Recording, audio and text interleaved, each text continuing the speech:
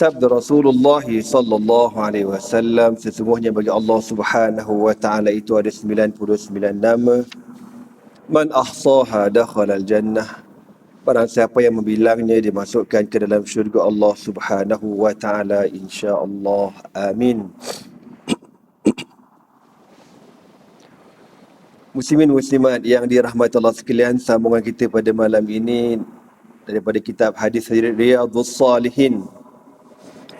Babun fi bayani kathrati turuqil khairi. Bab menyatakan memperbanyakkan jalan-jalan kebaikan, amal-amal kebaikan. Sambungan daripada bab ini, bismillahirrahmanirrahim. An Abi Dzarrin aidan radhiyallahu ta'ala anhu anna Rasulullah sallallahu alaihi wasallam qala yusbihu ala kulli sulama min ahadikum sadaqah فكل تسبيحة صدقة وكل تحميدة صدقة وكل تهليلة صدقة وكل تكبيرة صدقة وأمر بالمعروف صدقة ونهي عن المنكر صدقة ويجزئ من ذلك ركعتان يركعهما من الضحى رواه مسلم. Daripada Abu Dzarrin radhiyallahu ta'ala anhu, Rasulullah sallallahu alaihi wasallam bersabda, yusbihu ala kulli sulama min ahadikum sadaqah. Berpagi-pagilah setiap sulama dengan mana ni apa ni? Sendi. Ya, kita ni ada 360 sendi. 360 mafsal. Badan kita ni ada 360 sendi. Kalau tak cari kira lah. Kira. Maka Nabi kata, setiap hari kita bangkit, setiap 360 sendi ni, dia ada hak dia yang perlu kita tunaikan. Kita perlu bayar sedekah untuk 360 sendi ni. Macam mana kita nak bayar sedekah setiap sendi 360 sendi ni? Contohlah kalau kita bahasakan dengan mudah, kalau dengan duit, setiap hari kalau kita RM1 kena bayar RM360 pagi-pagi. Lari bajet boh. Kan? Lari bajet lah. Kalau kita kedeku, kalau orang pemurah no problem. Kalau 10 sen pun tahan kira lagi. Kalau RM1, kalau RM10 tak demam. Maka setiap sendi ni ada sedekahnya. Tiap-tiap pagi kau kena bayar. Yusbihu ala kulli sulama min ahadikum sadaqah. Berpagi-pagilah setiap sendi salah seorang daripada kamu ada sedekahnya. Maka Nabi kata, fa kullu tasbihatin sadaqah. Setiap kali kita menyebutkan lafaz tasbih, subhanallah. Sekarang saya sebut subhanallah, dapat pahala sedekah. Tuan-tuan sebut subhanallah, dapat pahala sedekah. Wa kullu tahmidatin sadaqah. Dan setiap kali kamu menyebut tahmid, alhamdulillah, dapat pahala sedekah. Wa kullu tahlilatin sadaqah.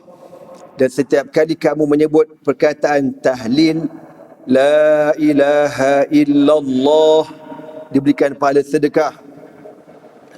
Wa kullu takbiratin sadaqah. Setiap kali kamu melafazkan takbir Allahu Akbar, diberikan pahala sedekah. Wa amrun bil ma'rufi sadaqah. Menyuruh orang berbuat baik, diberikan pahala sedekah. Wa nahyun 'anil munkari sadaqah. Mencegah kemungkaran juga sedekah. Jadi Nabi kata apa?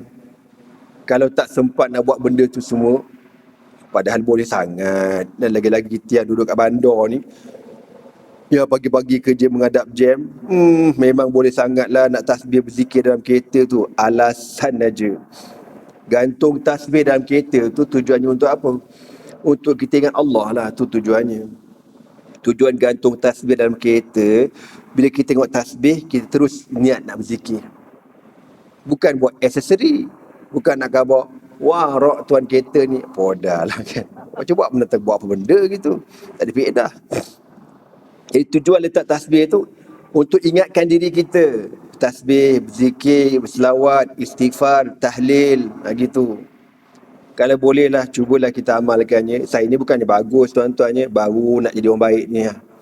Tiap-tiap pagi pergi kerja tu, menghadap jam hari-hari tu, sambil-sambil menghadap jam tu, Astaghfirullahalazim 100 kali, La ilaha illallah 100 kali, Allahumma salli ala sayyidina Muhammadin wa ala alihi wa sahbihi wa barik wa sallim 100 kali. Okey lah. Maintain tiap-tiap hari macam tu 300 kali. Lepas tu kalau jalan tu lagi jauh perjalanan, teruskan selawat ke subhanallah bihamdihi subhanallahil azim, teruskan macam tu. Okey. Maka Nabi kata semua ni tasbih subhanallah, tahmid alhamdulillah, tahlil Allahu akbar, takbir Allahu akbar, tahlil la ilaha illallah, menyuruh orang berbuat baik, menegah orang buat kemungkaran. Benda ni Nabi kata wa yujizu zalika, dicukupkan dengan segala-gala zikir tadi. Apa dia? Raka'atani, dengan hanya 2 rakaat, yarka'ahuma minad duha, yang kamu lakukan daripada sembahyang sunat duha. Senang cerita, senang bahasanya, bila kita tiap-tiap hari sembahyang sunat duha, maknanya kita telah bersedekah dengan 360 sendi kita telah tunaikan hak mereka. Kalau ibarat saya kata tadi kan, kalau kena bayar RM1 setiap hari, mana seakan-akan dah bayar RM360 setiap pagi. Gitulah nak kabarnya.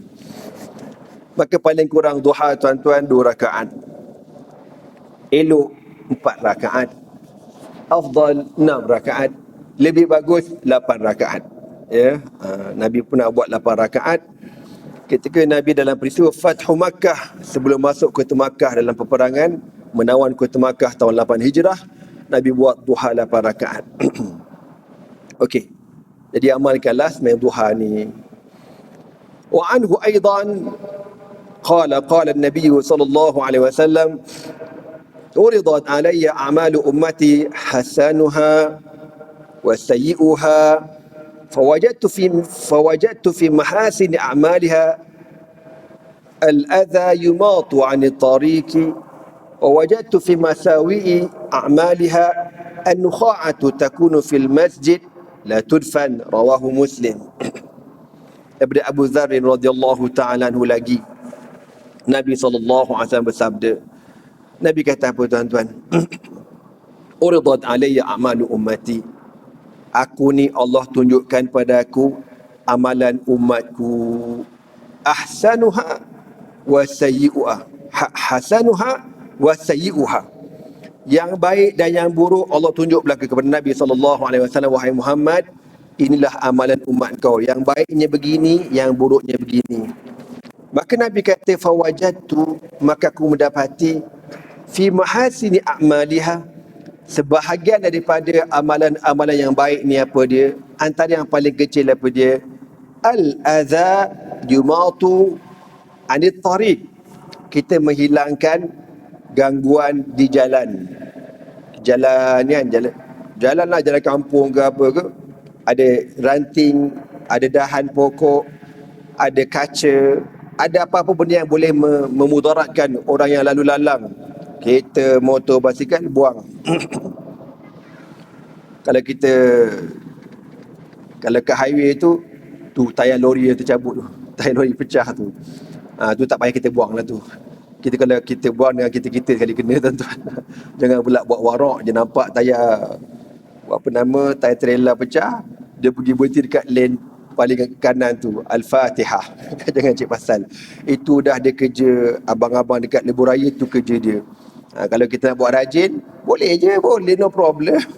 Kau parking tepi kiri, kau lain tengok lain clear, kau kutip benda tu buat lari. Besar pahala. Silap gaya boleh masuk syurga. Ada hadis mengatakan, ada orang masuk syurga dengan sebab benda tu je. Imatatul adha anit tariq, menghilangkan gangguan-gangguan di jalanan. Benda-benda yang boleh mendatangkan kemudaratan. Maka benda tu nampak macam kecil. Yalah, kalau Kalau highway tu besar lah kan. Ini benda kecil lah. Contoh dekat jalan kat tangga masjid, nampak ada benda bahaya ke, lalu-lalu kat bawah tu kan, paku ke, kaca ke, apa ke, kita ambil, kita buang. Benda kecil je, tapi pahalanya besar di sisi Allah Subhanahu Wa Taala. Dan Nabi kata apa? Wa wajadtu fi masawi a'maliha, dan antara amalan buruk yang aku nampak di kalangan umatku, yang umat aku buat apa dia? An-nukha'ah.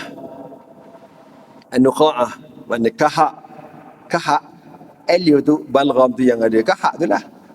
Yang diludah dalam masjid, la tudfan, yang tidak ditanam. Zaman Nabi SAW kan, mana ada kapet macam kita ni, pasir belaka. Jadi zaman tu, kalau orang ludah, dia kuis sikit dengan kaki dia, dia ludah belah kiri. Lepas tu dia pun kambus. Tak nampak lah. Okey dah tu. Ini tak. Kau melekat dekat dinding. Baik punya. Hijau rupanya tu kan. Biarkan. Maka Nabi tak suka tengok benda macam tu. Sallallahu alaihi wasallam. Tak elok.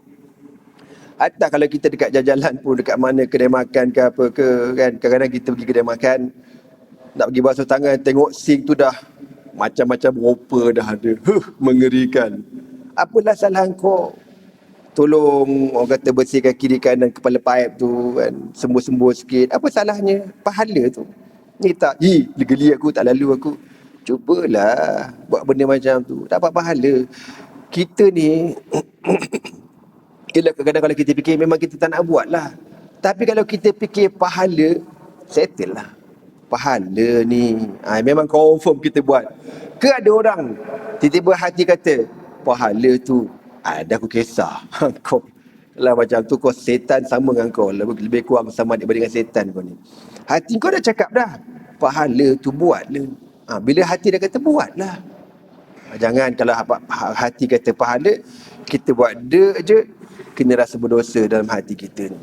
Maka Nabi SAW menyebutkan, aku melihat amalan umatku, baik dan yang buruk, antara yang benda kecil tapi pahalanya besar. Apa dia? Nabi kata, menghilangkan gangguan di jalan, duri, dahan dan sebagainya.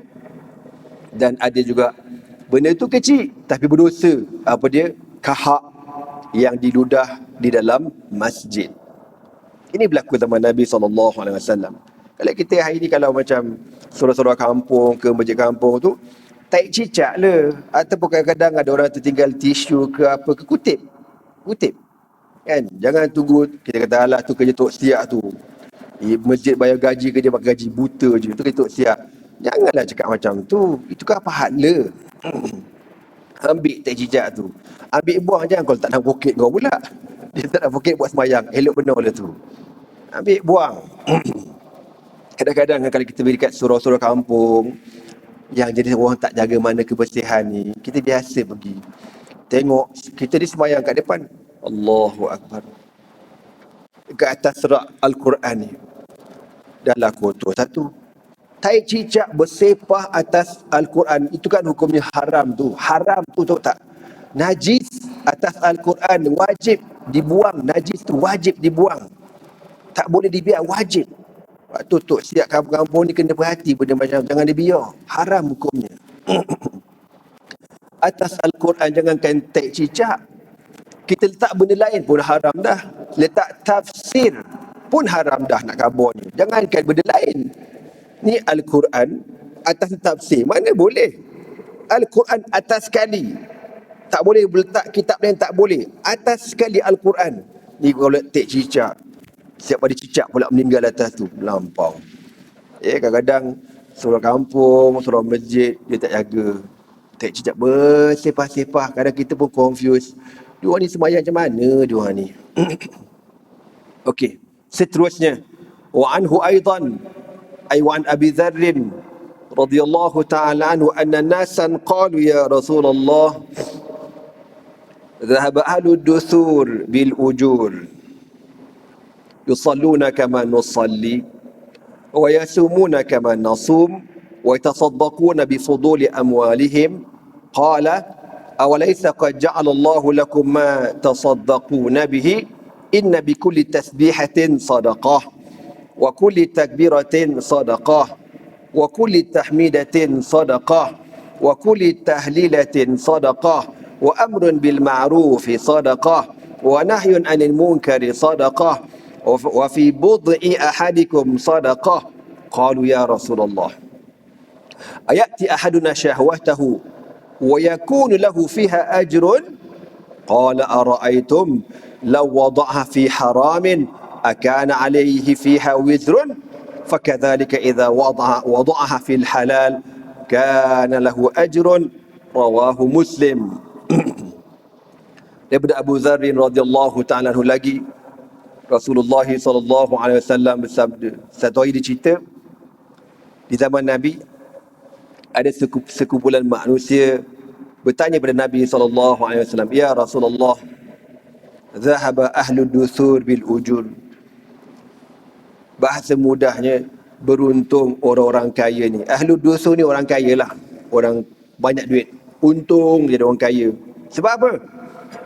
Banyak pahala dia orang dapat. Orang kaya ni banyak pahala dia dapat. Itu kalau orang kaya yang beriman lah.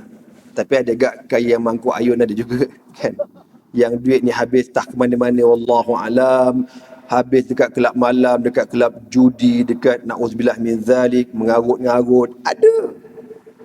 Kan orang duit yang Allah Taala bagi tu gunakan untuk diri awak, untuk diri kau juga besok ke hari akhirat. Gunakan duit tu untuk saham kau dekat hari akhirat besok. Yang kau menyesal besok dekat hari akhirat, baru nak kata ya laitani qaddamtu li hayati. Kan duit banyak tapi tak nampak kesan kebaikan di atas dunia tu. Cubalah yang berharta-harta ni kan. Sebab tu ana teringat masa kat Syria dulu.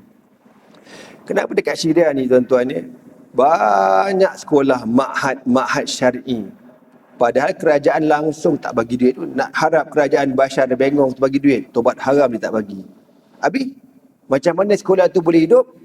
Melalui orang-orang korporat, jutawan-jutawan, peniaga-peniaga yang beriman pada Allah. Contohlah ya, satu ma'had. Satu ma'had ni ada 10 orang korporat, 10 orang ni mesyuarat, kita ni dapat hasil perniagaan, kita infak untuk ma'had ni.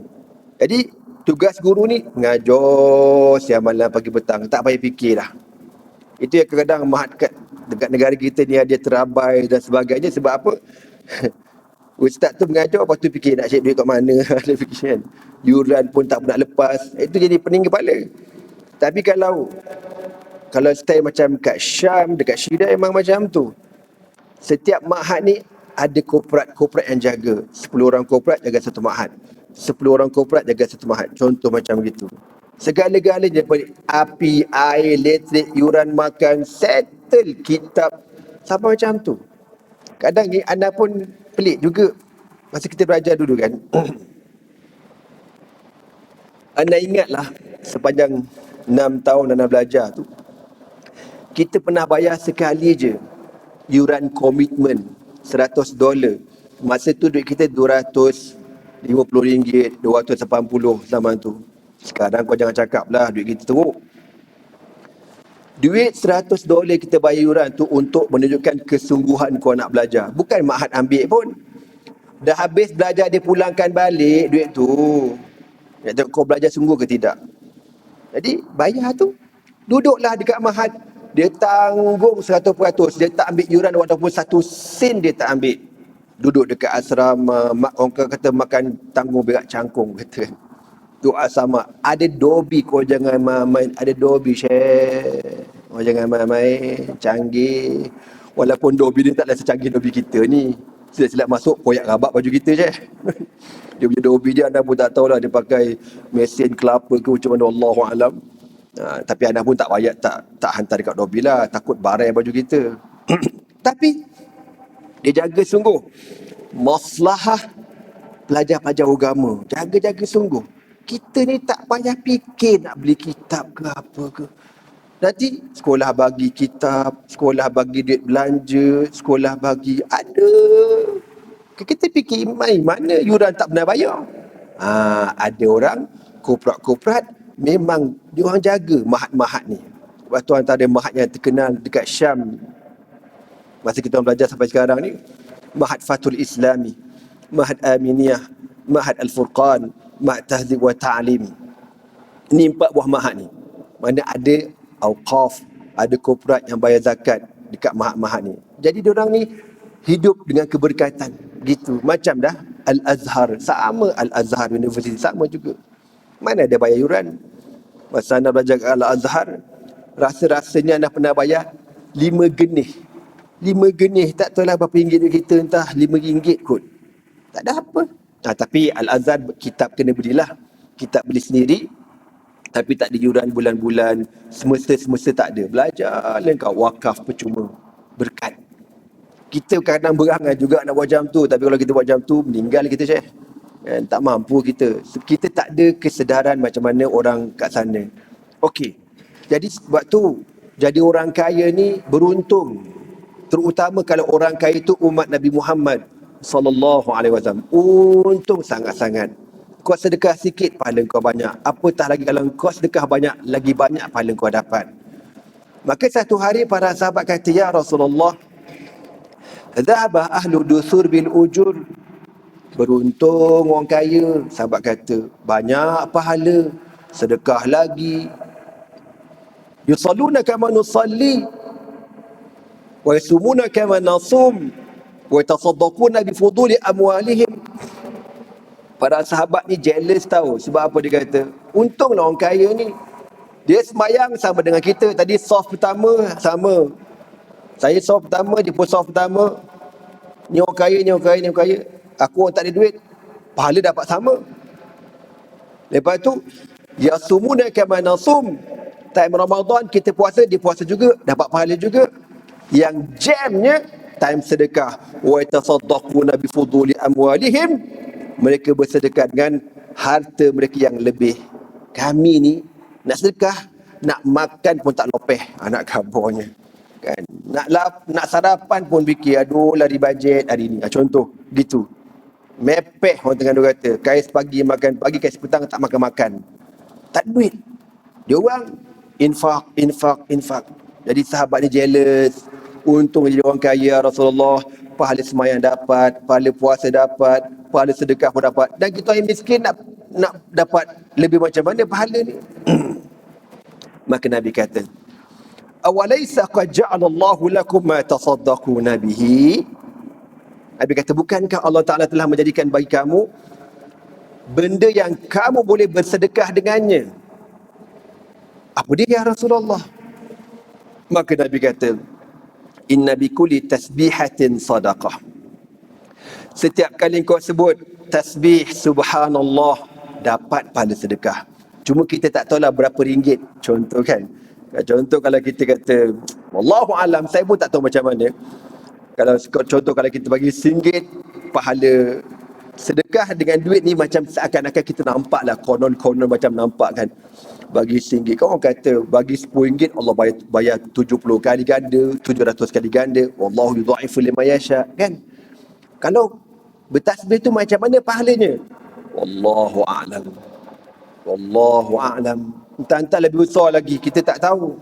Okey. Maka Nabi kata, engkau orang yang sengkit-sengkit yang tak ada duit ni, memang confirm ini sahabat tuan-tuan memang tak ada duit sungguh. Bukan dicakap tak ada duit di kelentong. Sebab tu Nabi kata dekat sahabat kan, ittaqin nara walau bisyikki tamratin.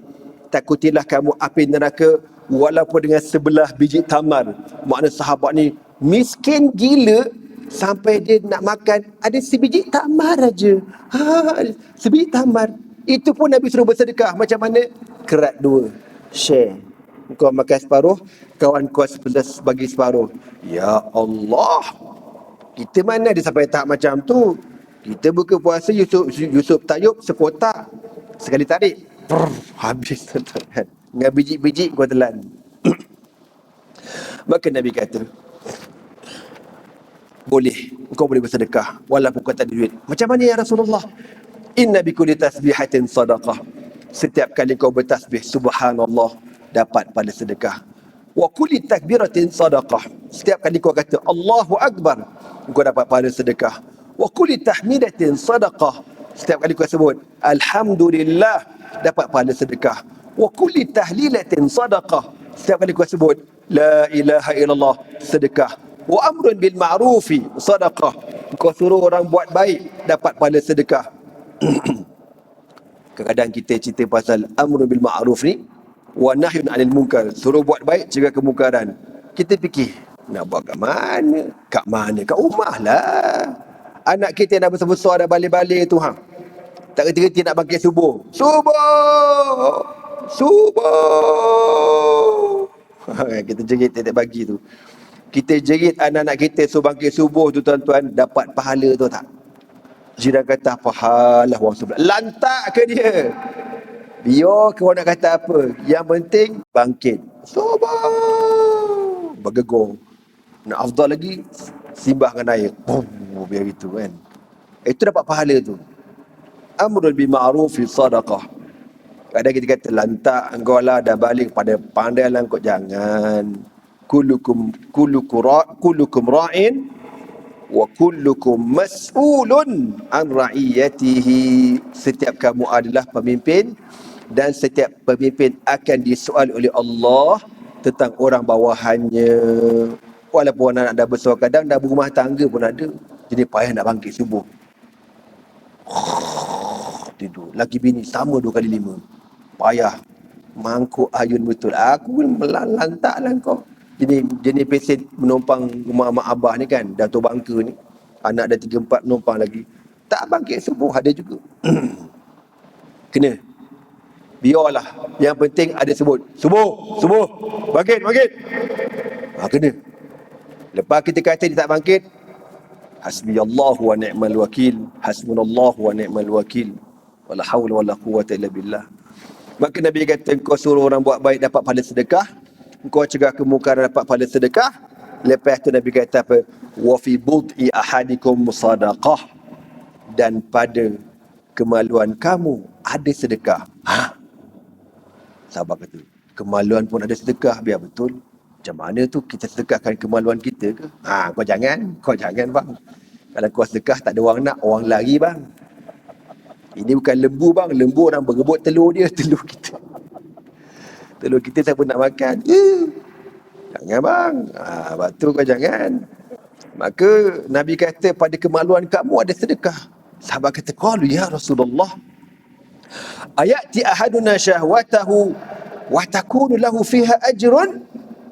Macam mana tu? Kita ni, mana kita mendatangi hawa nafsu kita. Mana sahabat ni dah berkahwin kan, dah berumah tangga, tapi miskin. Memang ada sahabat macam tu. Kita baca sejarah, ada seorang sahabat ni kan, dia datang semayang, bagi salam terus lari, bagi salam terus belah. Nabi perhati je dia, berhari-hari macam tu. Nabi kata, kenapa kau ni macam orang munafik? Nabi kata, sebab orang munafik dia semayang tak lama, dia gelisah, dia serabut, dia cepat nak belah terus. Tu orang munafik, jaga-jaga. Lepas tu kalau lepas main jangan terus belah, duduk dulu, wedek dulu. Paling tidak istighfar 3 kali. Subhanallah 33, Alhamdulillah 33, Allahu Akbar 33, wala haula wala quwwata illa billah. Diampunkan dosa kita walaupun sebanyak buih-buih di lautan. Tapi janganlah mentang-mentang kejap lagi ada orang keluar terus kita kata munafik aja ni. Kau janganlah macam tu. Haji tu sakit perut bangun, dia tahan berak. Kau terberak dalam masjid ni tak demam nak basuhnya. Biarlah ke dia. Ada hajat, ada keperluan, biar ke dia. Dan kita sendiri, macam kita kan, kadang kita pun ada keperluan ke, kita terpaksa emergency keluar, kita ingat yang kita ni berhutang, kita tak wirid lagi, kita berhutang dengan Allah. Masuk kereta, pegang tasbih, subhanallah, subhanallah, subhanallah, subhanallah, subhanallah. Sambil bawa kereta tu, Alhamdulillah, Alhamdulillah. Padamlah radio tu, dia tak radio lagi. Mana boleh, kau tak bagi tumpuan. Kau ingat tasbih ni macam bersembang apa? Ini tasbih tu tak? Radio tu tak ada nilai. Subhanallah, subhanallah, Alhamdulillah, Alhamdulillah, Allahu Akbar, Allahu Akbar. Macam tu, jadikan amalan kita. Jadi sahabat ni kata, ya Rasulullah, tu yang anda kata tadi kan, sahabat ni lepas semayang dia belah, lepas semayang dia belah. Nabi kata, kau ni apa hal ni? Macam munafik lah kau ni. Dia kata, ya Rasulullah, saya ni nak kabur miskin dia. Saya ni bila saya datang sembahyang, orang rumah saya tak ada pakaian dekat rumah. Ha? Apa kau cakap? Saya kalau datang sembahyang, bini saya tak ada baju. Maknanya dia sembahyang tu, dia share baju dengan bini dia, tahu tak? Ana pun tak faham macam mana. Subhanallah. Miskin. Dan kita bila kita cerita benda macam ni kan, kita kata macam tak logik. Memanglah tak logik pasal kuat tak duduk zaman tu. Ana pernah ceritakan satu hadis.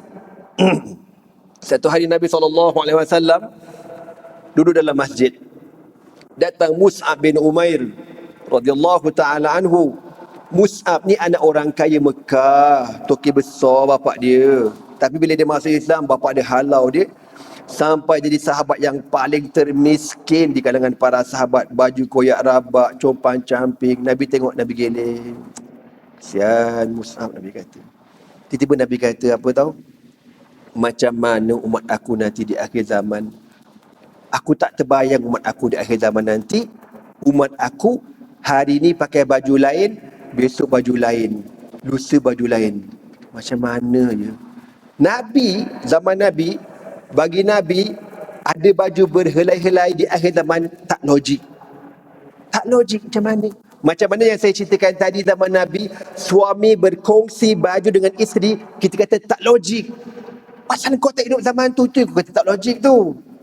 Nabi kata macam mana? Allah tunjukkan kepada Nabi, umat Nabi ni, hari ni baju lain, besok baju lain, lusa baju. Macam mana umat aku ya? Hebatnya umat aku nanti. Kalau Rasulullah hidup zaman sekarang, ya Rasulullah, bukan hari ni baju lain, besok baju lain. Tak. Hari ni je 3 pasang ya Rasulullah. Hari ni je 3 pasang. Itu baju seluar, tak masuk underwear lagi. Itu tak masuk yang pesen raya tu bang, yang hantu raya tu. Kalau 7 hari, 7 pasang baju raya dia. Bid'ah dhalalah sungguh Syekh. Kau bayang. Nabi kata macam mana umat aku besok. Lepas tu Nabi kata lagi, macam mana umat aku di akhir zaman. Tak terbayang Nabi kata. Allah tunjukkan macam mana umat aku nanti diletakkan satu hidangan. Dah habis makan, order tambah lagi. Angkat, letak pula hidangan lain. Tadi siakap sweet sour, ni pula siakap ular sour. Ambil kau. Kedua pula. Baru Nabi makan, kenyang tu. Tambah lagi. Nabi tu dibayangkan macam tu. Nabi kata macam mana umat aku di akhir zamannya. Senangnya hidup, mewahnya makan, lepas makan tambah. Zaman Nabi mana ada macam tu. Sampai ada sahabat kan dalam satu sirah cerita, berkongsi sebiji tamar 6 orang bang. 6-7 orang kongsi sebiji tamar. Aduh, aku tak percaya. Macam mana dia makan tamar? Bukan dia makan, sebiji tamar diisap. Isap. 7 orang isap sampai tinggal biji. Allahu Akbar. Itu zaman Nabi SAW. Balik ke cerita sahabat ni. Dia kata, ya Rasulullah, saya terpaksa balik cepat. Sebab apa? Saya datang sembahyang ni, terpaksa pinjam baju, share dengan bini. Mungkin baju suami dia, seluar bini dia punya. Gitulah, terpaksa share. Lepas sembahyang, cepat-cepat balik, buka balik seluar, bagi bini pakai. Macam gitulah nak kabarnya. Susahnya para sahabat ni. Berlaku. Abu Bakar, contoh Abu Hurairah radhiyallahu ta'ala anhu kan, dia punya miskin, tahap miskin dia macam mana. Dia kata, aku ni sampai lapar ni, bila berjalan terjatuh, lapar, berdebab jatuh, pengsan. Aduh lapar. Kita mana ada jalan-jalan pengsan sebab lapar? Tak ada. Kita kalau jalan jatuh tu kena stroke lah tu. Darah sumbat lah, jantung sumbat lah, terkedarah tak berhenti. Kan? Makan dia kerja, ngorok ngompol ngencret tu dia kerja kau. Kan? Tak boleh beli makan banyak jatuh. Pasal aduh, darah tinggi saya, aduh, darah naik saya. Gitu. Makan banyak kita. Innalillahi wa inna ilaihi raji'un. Jadi Abu Hurairah ni kata bila dah jatuh berdebek macam tu, budak-budak Madinah ingat aku buat lawak, dengan Abu Hurairah buat kelakar. Dia sepak-sepaknya aku, sabar je. Maka sahabat kata, ya Rasulullah, macam mana pula dekat kemaluan ada sedekah? Kami suami isteri ni kalau bahasa kita kata berjimak bersama, dapat pahala. Nabi kata apa? Ara'aitum law wada'aha fi haramin akana alaihi fiha wizrun. Nabi kata kemaluan kau tu kalau salah guna kau buat dekat, na'udzubillah min zalik, na'udzubillah min zalik, kalau kau salah guna kemaluan kau tu, berdosa ke tak berdosa? Berdosa ya Rasulullah. Fakadzalika idza wada'aha fil halali kana lahu ajrun. Nabi kata begitulah kalau kau letak kemaluan kau pada benda yang halal isteri kau, maka kau dapat pahala. Sebab tu malam dan seterusnya tuan-tuan, jangan membazir, sedekahlah tiap-tiap malam. Sekian dimaklumkan. Macam faham tu? Untunglah orang berkahwin, orang bujang menganga. Orang bujang kau nak sedekah kat siapa? Kau nak sedekah, kau jangan buat terbiat. Orang perempuan lah. Orang bujang kena cakap kahwin cepat lah, janganlah lambat. Lepas tu orang perempuan pula jangan letak harga mahal-mahal sangat, murah-murah je. Letak harga gila-gila lah, bercerai. Na'udzubillah min zalik. Kan orang dulu kahwin Syekh Berkat, mas kahwin sempor je RM300-400 je, tapi bertahan sampai mati. Orang kita kahwin grand, RM30,000, RM40,000, RM60,000. Kahwin tak dan 2 tahun bercerai. La hawla wala quwwata illa billah. Jadi tuan-tuan semua, sampai macam tu Allah Ta'ala nak bagi pahala kepada umat Nabi Muhammad sallallahu alaihi wasallam, ya. Maknanya kita nak tidur tu, bini tu ada peluk lah bini tu. Lama benar tak peluk bini, cuma kat tangan sikit. Jangan tak dipeluk bini tu, dapat pahala tu tak. Kadang-kadang bini tu sian, pakai lawa-lawa, cun-cun, make-up. Laki duduk menghadap penatang ni, penatang ni baling kat kepala kau pun tahu. Bini tu dah berapa kona kau kata, dah berapa berdengus bini tu, dah habis minyak wangi diguna, harpik habis pun diguna dalam kamu. Laki buat bodoh je, mati pucuk apa laki kau ni, geram lah aku ni. Bini tu pahala tu tak, bini tu besar pahalanya. Peluklah bini kau tu, ciumlah dia, pahala tu tak. Ingat ini pahala. Sebab tu rugilah. Besok kat Padang Mahsyar ada haji ni banyak pahala projek dia dapat. Tu nak kabarnya. Sebab dia rajin, bini pula 4 orang, smack down. Betul lah aku cakap ni, Nabi dah cakap, aku kelentong apa? Pahala dah je dapat. Kan ada orang bini ada tapi bazir. Pegang pun tidak, apa pun tidak. La haula wala quwwata illa billah. Jadi tuan-tuan semua, maka para sahabat Nabi radhiyallahu taala ni barulah rasa lega. Walaupun macam tu, dalam setengah riwayat kata ada sahabat sedih juga. Kita orang enggak rugikan ya Rasulullah. Dia jealous pasal apa? Pasal sahabat tu kan ada harta. Dia nak juga bersedekah macam sahabat tu tapi dia tak mampu.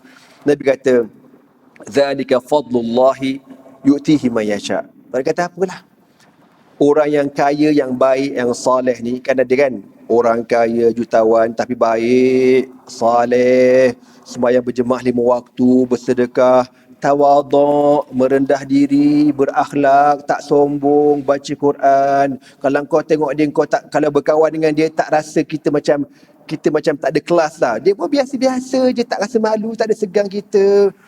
Kita pergi rumah dia pun kita tak malu. Orang yang macam ni Nabi kata apa? Zalika fadlullah yu'tihi man yasha.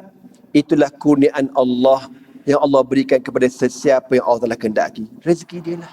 Kata apa? Ada orang macam tu, saya anda kenal. Ada orang macam tu, banyak infak tapi hidupnya betul-betul subhanallah, biasa-biasalah. Tak munasabah dengan dia tu, syarikatnya besar, dia ada pekerja selama lebih 3,000 orang pekerja dia, Syekh. 3,000 Syekh pekerja dia. Tapi dia tawaduk orangnya. Anak pernah duduk dengan dia satu majlis, pergi kilang dia dekat Thailand. Jadi kilang kereta kat sana. Masa tu buka puasa. Anda ni gelas sana ni anda minum. Anda duduk tepi datuk ni. Selamba dia ambil air Ana ni, kita minum ni, dia minum. Kan kalau kita gelilah ambil bekas orang, dia selamba je dia minum air aku. Dia tak ada apa, simple present tense. Ni orang yang Allah Ta'ala kurniakan rezeki pada dia, alhamdulillah. Harap-harap kita pun dijadikan orang kaya dan bertakwa pada Allah Subhanahu Wa Taala, insya-Allah. Azan dulu.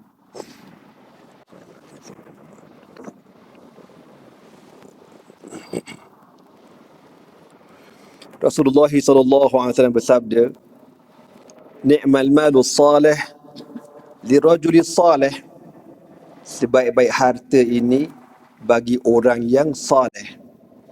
La ba'sa bil ghina liman ittaqa, tak jadi masalah kalau kau nak kaya dengan syarat engkau bertakwa pada Allah Subhanahu wa taala. Tak ada masalah. Jadilah orang kaya, jutawan, bilioner, tapi bertakwa pada Allah.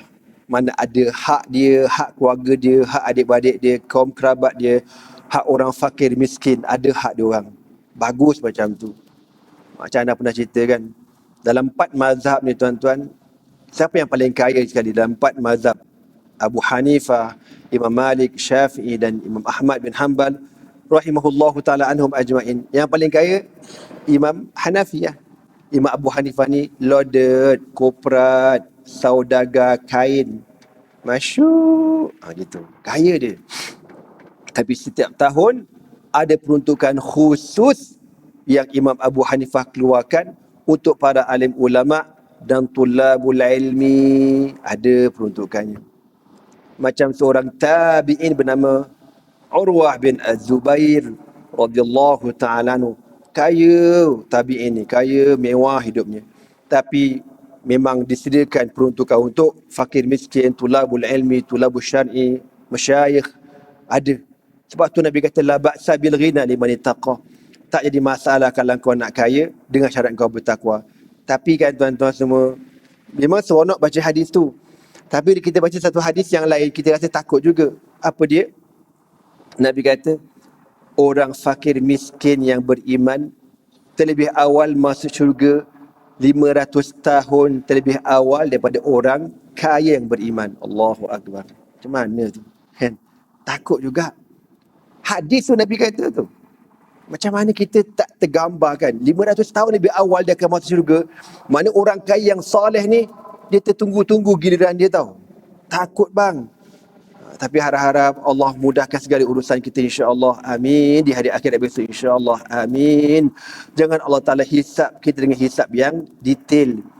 Sebab tu Nabi kata, man manukishal hisabu uzib. Siapa yang didetailkan hisapnya, diazab besok. Tapi kalau dihisap secara borong, dia dihisap di padang mahsyar ada 2 cara. Hisap dengan borong, dengan mudah, dan hisap dengan detail. Kalau diborong itu mudah, makna kau akan masuk syurga. Tapi kalau didetailkan setiap satu sen harta kau, daripada mana, min aina iktasabta wa ila aina anfaqta, kau dapat mana, kau belanja ke mana, kau habis ke mana, dia detailkan jam kita. Itu kalau kena detail tu, confirm masuk neraka. Tapi kalau di secara rambang, secara borong, mudah hisapnya di padang mahsyar. Jadi, ala kulli hal, kaya tu penting juga. Tapi Nabi berdoa, Allahumma ahyini miskinan wa amitni miskinan wahsyurni fi zumratil masakin. Allahu Akbar. Sepanjang-panjang hidup saya sampai hari ni tak mati lagi lah kan, tak pernah aku dengar imam baca doa tu. Tak ada seorang imam berani baca doa tu. Doa apa? Ya Allah, hidupkan aku miskin, matikan aku miskin, dan himpunkan aku di padang mahsyar bersama dengan orang miskin. Tobat tak pernah aku dengar. Kalau imam tu baca, makmum diam belaka, bawa tidur. Makmum pun tak berani nak amin, kau tak. Makmum kata kalau ditakdirkan Allah makbul, kojol aku ni. Aku dalam hutang banyak, ambil kau. Kata, tapi Nabi ada doa lain. Allahumma aghnina bihalalika an haramik. Kan, ya Allah, kayakan aku dengan halal daripada perkara yang haram.